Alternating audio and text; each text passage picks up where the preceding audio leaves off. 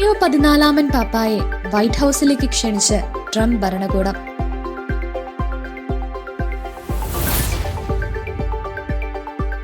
US president Donald Trump Leo 14 പാപ്പായെ White ഹൌസിലേക്ക് ക്ഷണിച്ചതായി White House press secretary Karoline Leavitt സ്ഥിരീകരിച്ചു.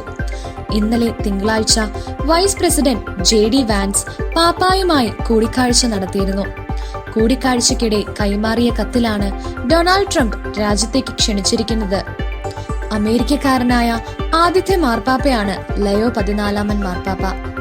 അങ്ങേക്ക് സങ്കല്പിക്കാൻ കഴിയുന്നത് പോലെ പാപ്പയുടെ സ്ഥാനലബ്ധിയിൽ യുണൈറ്റഡ് സ്റ്റേറ്റ്സിൽ ജനങ്ങൾ അങ്ങേയറ്റം ആവേശത്തിലാണെന്ന് കൂടിക്കാഴ്ചയ്ക്കിടെ വാൻസ് പറഞ്ഞിരുന്നു.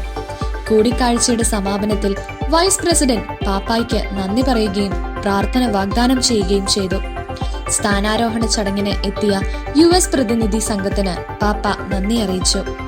ഞായറാഴ്ച നടന്ന ലയോ പാപ്പായുടെ സ്ഥാനാരോഹണ ബലിയിലും മറ്റു തിരുക്കർമ്മങ്ങളിലും വാൻസിന്റെ ഭാര്യ ഇഷയും സ്റ്റേറ്റ് സെക്രട്ടറി മാർക്കോ റൂബിയോയുടെ ഭാര്യ ജീനറ്റും ഉൾപ്പെടെയുള്ളവരും പങ്കെടുത്തിരുന്നു. നേരത്തെ മെയ് 8-ന് ലയോ 14 പാപ്പ തെരഞ്ഞെടുക്കപ്പെട്ടപ്പോൾ തന്നെ ട്രംപ് തന്റെ സോഷ്യൽ മീഡിയ പ്ലാറ്റ്ഫോമായ ട്രൂത്ത് സോഷ്യലിൽ അഭിനന്ദനം അറിയിച്ച് പോസ്റ്റ് പങ്കുവച്ചിരുന്നു.